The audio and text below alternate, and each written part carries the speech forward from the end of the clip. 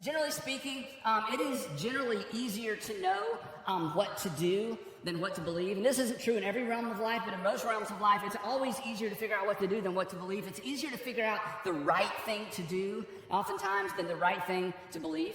I grew up in a version of Christianity that was all about believing correctly. It almost didn't matter what you did because you could always get forgiven.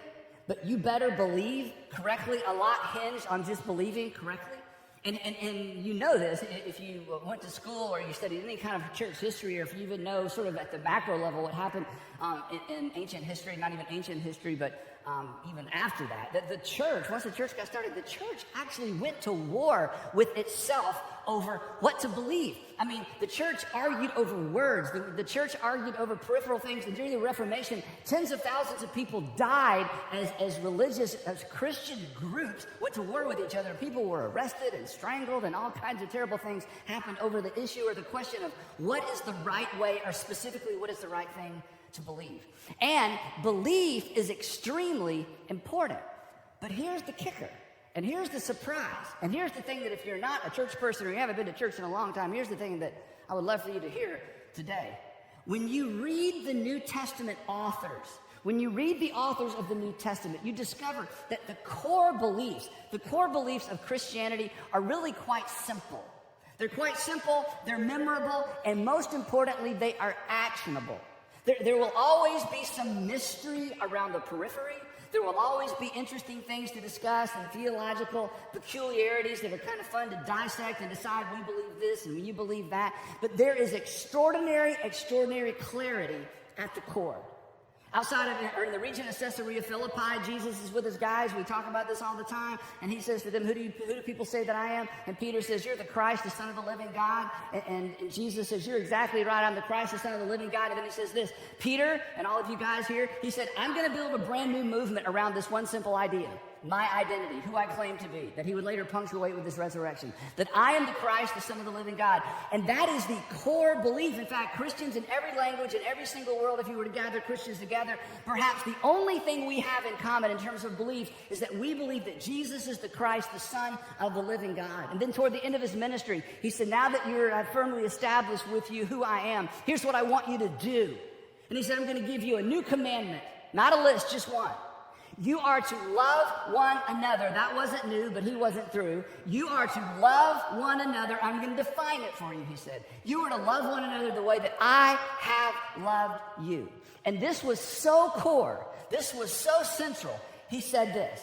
He said, by this kind of unique love, everyone will know that you are my disciple or my follower or my learner if you love one another. This is how we are to be characterized. This is how, as Jesus followers, are to be recognized. And the rest is just kind of detail. Because imagine a world, and I know I say this all the time, I'm going to keep saying it. Imagine a world where people, skeptical of what we believe, are envious of how well we treat each other, and amazed at how well we treat them. Long before there were chapters and verses, long before there was the Bible, there was a version of our faith. There was a version of Christianity that captured the attention of the world because of how it behaved, not simply what it believed. A version of faith that did things. A version of faith that made people want it to be true before they were able to believe that it could actually be true. And John, Matthew, Mark, Luke, John the apostle of Jesus, John that watched Jesus from the day he stepped onto the pages of history at the Jordan River when the other John the Baptist, baptized him.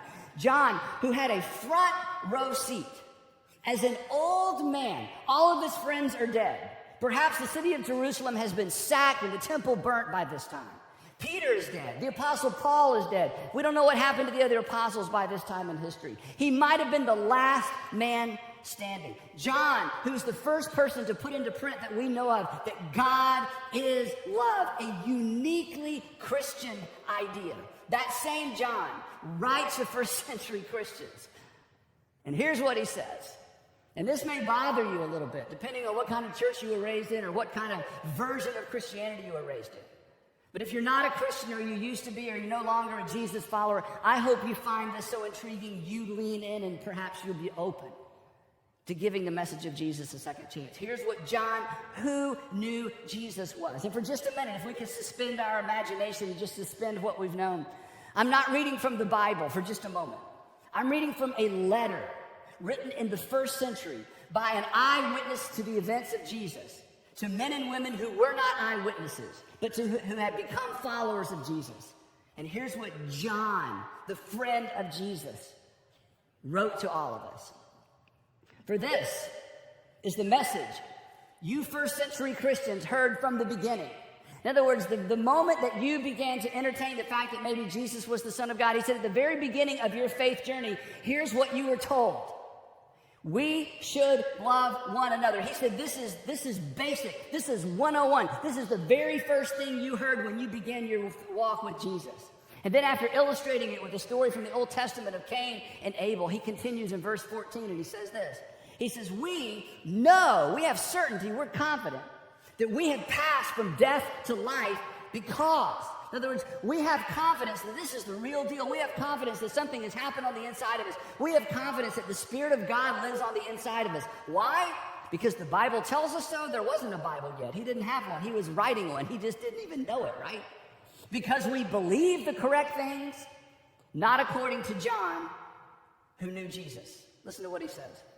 We know that we have passed from death to life because we love each other.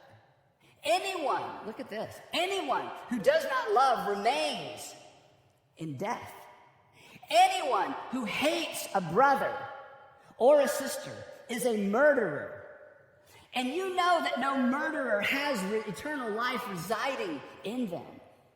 And then he says this, and this is how we know what love is, because it's not just general love. He said, this is how we know this very unique brand of love is. This is how we know what love is. And then John says something that we miss because, again, the way we were brought up reading our Bibles, he says, look, this is how we know what love is. Something happened. Something happened. This is how we know what love looks like. We saw it. Something happened. And John would say, I was there and I saw it. This is how we know what this unique brand of love looks like. Jesus Christ laid down his life for us. And then here is what stands at the epicenter of the Christian faith. Here's what stands at the epicenter of all we say we believe and all we say we have embraced and all we say that we follow when it comes to following Jesus. He says, this is how we know what love is, that Jesus Christ laid down his life for us. And in light of that, here's what we ought to not believe. Here's what we ought to do. And he laid down his life for us, and we ought to lay down our lives for our brothers and our sisters. This is the central message of Christianity. In light of what God through Christ has done for us, we are to do for others. In light of what God through Christ has done for us, this is what we are to do for others. But when you read this, perhaps you think what his first century readers thought, but wait a minute, who are my brothers and who are my sisters? And certainly as you read the rest of John's letters, you understand that these are other believers, other followers of Jesus. But it's more than that. And Jesus made sure that John and his first century followers would know that it was more than that. Because when he told the story, when he told the parable of the Good Samaritan, he teased this out. Because you remember a lawyer came to Jesus and says, no, I'm supposed to love my neighbor. But, my neighbor are just other Jewish people, right? I mean, who is my neighbor? And in that moment, Jesus changed the world with an incredible story and an incredible punchline at the end of the story. He says, your neighbor is anyone who has a need you can meet. Your neighbor is anyone who has a need you can meet. Your neighbor is anyone, whether they're Jewish or not, or Gentile or not, or live in your neighborhood or not. A neighbor is anyone who has a need you can meet. Your brothers and sisters are those who have needs you can meet. And then Jesus would illustrate it at Calvary. For God so loved the world that he gave his son's life. So, John, okay, we get all that. So, short of dying for my brothers and sisters, and short of dying for my neighbors, and short of physically, literally laying down my life for my brothers and sisters, or my neighbors, or people who have needs, what exactly does this look like? To which John would say, I'm so glad you asked, but you may be sorry that you asked. If anyone, he doesn't define it narrowly, if anyone has material possessions, that would be us. If anyone has material possessions and sees a brother or sister in need. And what he says next is so graphic that our modern English translations have kind of cleaned it up and kind of dumbed it down for us. In fact, the New International Version that I use all the time, here's how it reads in our English Bible. It says, if anyone has material possessions and sees a brother or sister in need, but has no pity on them. But that's not what the Greek text reads. Here's what the Greek text reads. The Greek text says this, Klese ta spagna autu ap autu. Translated literally, shuts up the bowels of him from him. This little word klese, actually the verb kleno, you know what it means? It means to prevent, I know this is graphic, but this is John's point, so let's graphic. It means to prevent passage at an opening. To prevent passage at an opening. I want you to get the picture. To prevent passage at an opening. That's what this word means. So the King James translators back in 1611, they weren't polite. They just kind of went for it. So here's the King James translation of the Greek. This is what it looks like. But whoso hath his world's good, and seeth his brother have need, and shutteth up his bowels of compassion from him. Because that's what the Greek text reads. In other words, let me translate. Here's what John's saying to you, and here's what John's saying to me, and here's what John's saying to his first century readers. If you see someone in need, and you suddenly get financially constipated, you may be full of something. But it ain't the love of God, baby. If anybody, if anyone, you should read your Bibles. It's right there. If anyone has material possession and sees a brother or sister in need, but has no pity on them, here's the question. Here's the question I have to ask myself. Here's the question I hope we all ask ourselves. Here's the question that perhaps if we've been answering this question correctly for generation after generation after generation, there wouldn't be so much resistance to the message of Jesus. If anyone has material possessions and sees a brother or sister in need, but has no pity on them, closes up on the inside, their heart shuts down, their compassion shuts down, how can the love of God be in that person?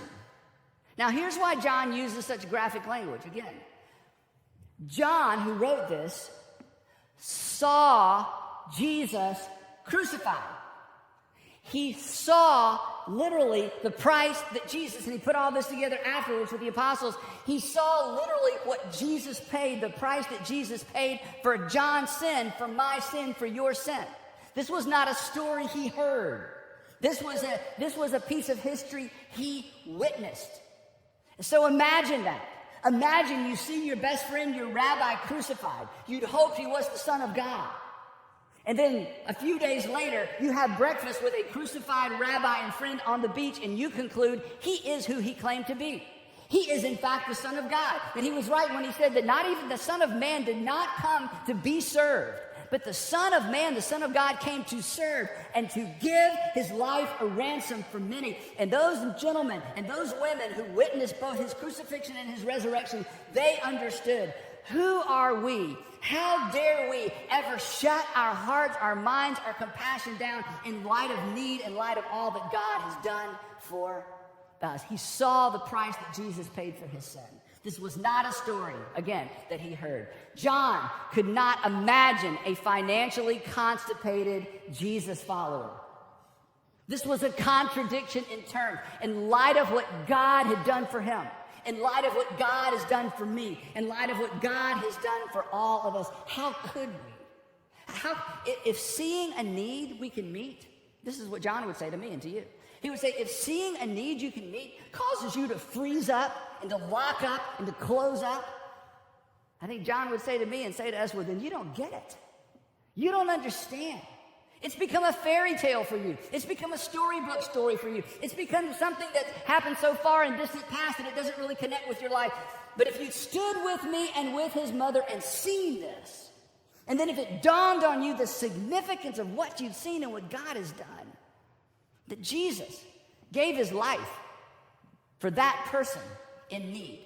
Jesus gave his life for the person in need that has a need that I can meet or something that I can consider or something that I can respond to. And for me to close up on the inside, if Jesus gave his life for that person, certainly I can spare a few dollars, a few minutes, some of my extra. Surely if we understood this, surely if we had seen what John had seen, surely we would be happy to do for others what others can't in that moment do for themselves. Because that's the gospel. While I was still a sinner, Christ died for me. When I was helpless and dead in my trespasses and sin, God, through his Son, did something for me. And he says, now I want you to live a life that reflects that kind of generosity to the people around you. John would agree. We may not always know what to believe outside the core of our beliefs. But isn't it true, in light of what Christ did for us?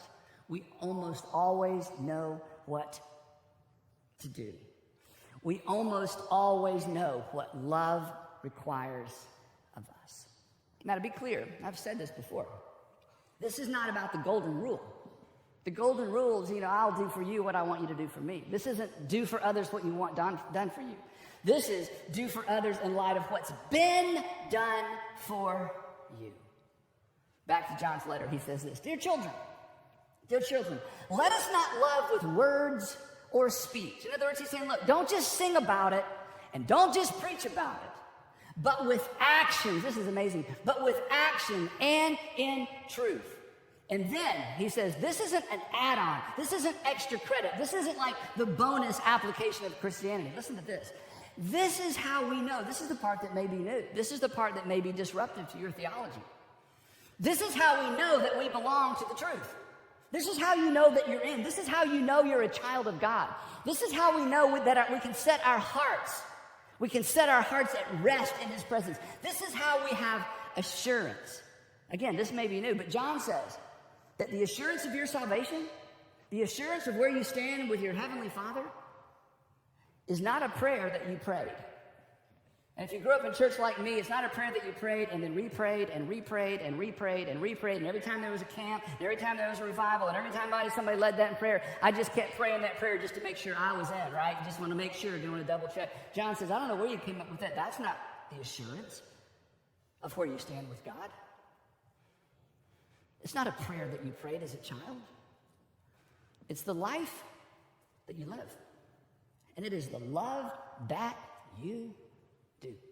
Because as a Christian, as a modern Christian, even with all the tools and all the translations and all the commentaries and all the seminary trained people and all the scholarship and all the academics that's gone into bringing us these incredible tools and these incredible translations, as a Christian, we may not always know exactly what to believe, but we almost always know what love requires of us. And that's why we do Be Rich. Now, if you're new, here's the deal. Once a year, all of our churches from the Atlanta area and all of our churches from around the country come together and we do something corporately that we're doing all year long individually. We give and we serve and we love in Jesus' name. We give and we serve and we love out loud. Because here's what we believe based on what Jesus taught. Everybody matters to God, whether God matters to them or not. For God so loved the world, the whole world, he gave his only son, knowing that very few people would know about it and very few people would respond to it. So we believe that everybody matters to God, whether the God matters to them or not. And we call this Be Rich, not because we think it's cute. This is something the Apostle Paul actually wrote to his protege, Timothy. He was a young man coming up that Paul would hope that would one day take his place. And here's what Paul wrote to Timothy. He said, command those who are rich in this present world, and that's most of us. And we don't think we're rich because, we know people who are richer, but, our cars have their own little houses. So it's amazing, right? Okay. Command those who are rich in this present world to do good, and here's our phrase, and to be rich. He says, I want you to be rich. I want you to act the way you are. I want you to live out, and I want you to manifest what God has blessed you with, your extra, and you're running over, and the fact that you live where you live, and you have what you have. And yes, there are always people who have more, but don't be blinded by that. He says, tell those people who are rich in this present world to do good, to be rich in good deeds, and to be generous, and to be willing to share. And here's the thing. I don't know you individually, but I would guess almost all of us, in fact, probably all of us want to make a difference with our stuff. None of us want to be selfish. None of us want to be characterized as selfish. We all want to make a difference, but sometimes we just don't know how. And Be Rich, as we said earlier on, Be Rich makes it simple. This is our 13th year of Be Rich. It's amazing to me. Our 13th year of Be Rich. For the past 12 years, check this out. For the past 12 years, you have served 397,000 hours in our local communities. And you have given a little over $42 million away to these fabulous nonprofits in all of our communities. This year, 74 churches. Yeah, you should give yourself a hand for that. That's amazing.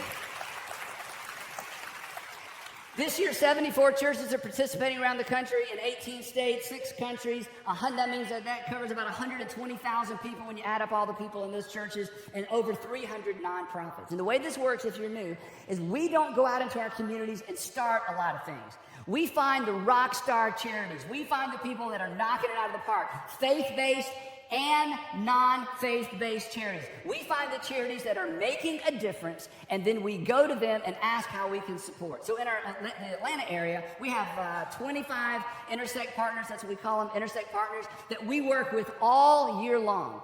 And these Intersect partners focus on food insecurity.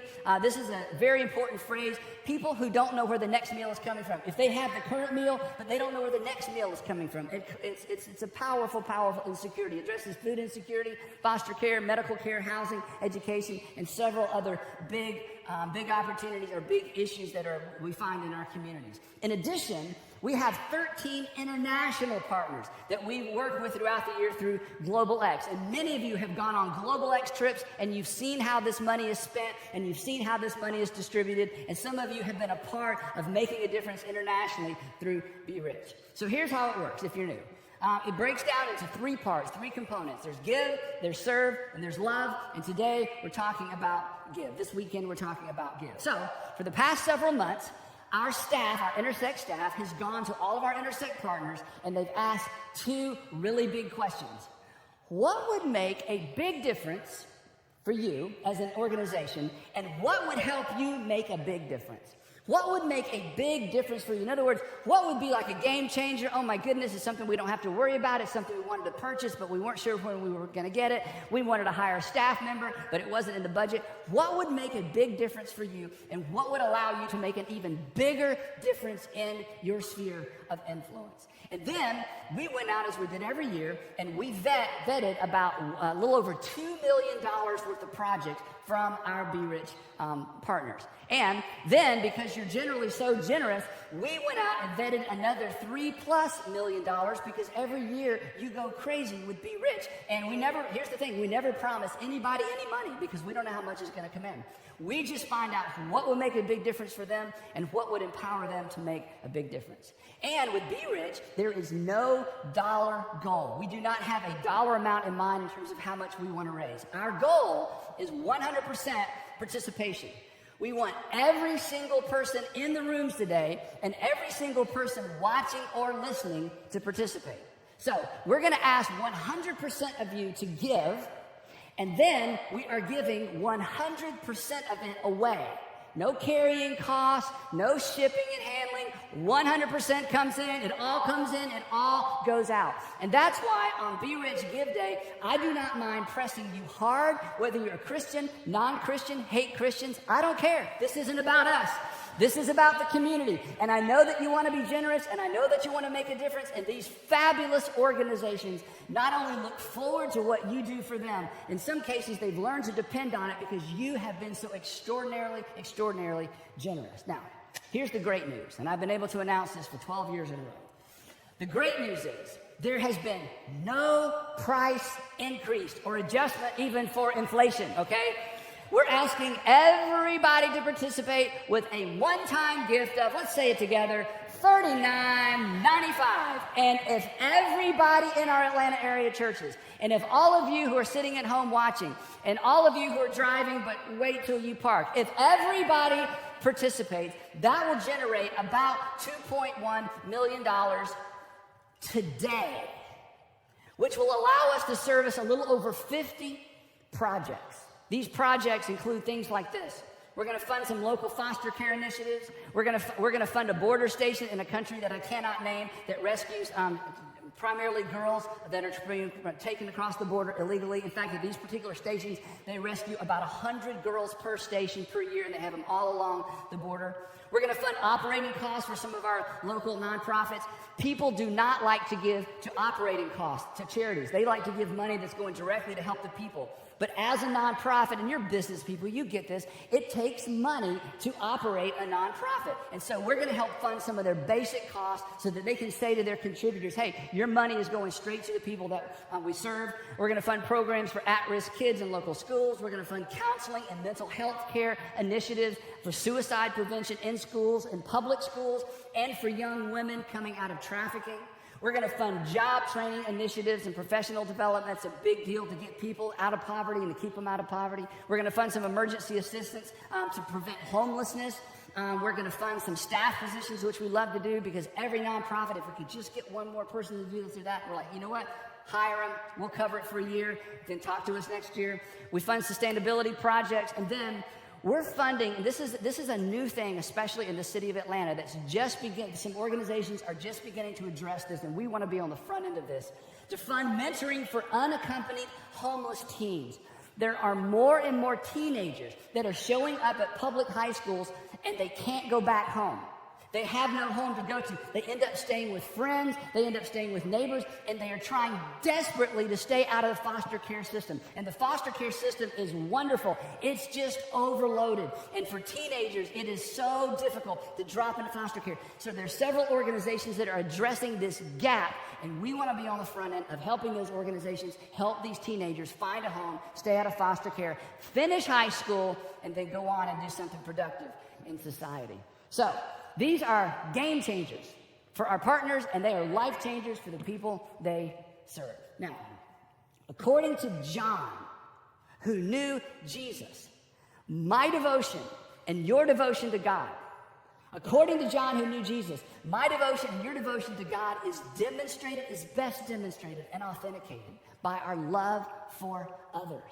Now, come on, you know this. Extravagant generosity. And that's what this is. That's what Be Rich is all about. Extravagant generosity toward others is the appropriate response to our Heavenly Father, who is extravagantly generous to all of us.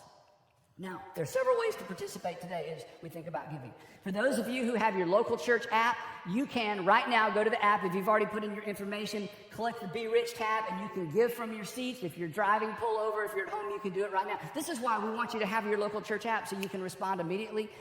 We will take cash, check, debit, or credit cards, and we're going to have little swiper things out there on some iPads as you leave. The way to find those is this. The green balloons are cash and check. If you have credit or debit card, you go to the red balloon. Again, if everybody does $39.95, we'll raise $2 million today and fund these projects. I hope you will be more generous than that, because many of us have the capacity to be more generous than that. So let me ask you the question that I asked at the top of our time together. Are you ready? Okay. So let's give. The next week we're going to talk about let's serve. And the week after that we're going to talk about let's love. Let's show our communities, and now more than ever, let's show our communities, Republican, Democrat, don't know, don't care. We have the ability to come together to do something extraordinary for our communities and extraordinary for our nation. And while people are going to debate themselves into a hole trying to decide who's going to be the next president of the United States, we will all participate in November when the time comes around. But in the meantime, we're going to make a difference right now together, because we're Jesus followers. It's what we've been called to do. And we have, as a group of churches in our city, an extraordinary opportunity and, I think, responsibility to do something great. So let's show our communities that we're not just about sermons and songs. On your mark, get set, be rich. And we'll see you next week.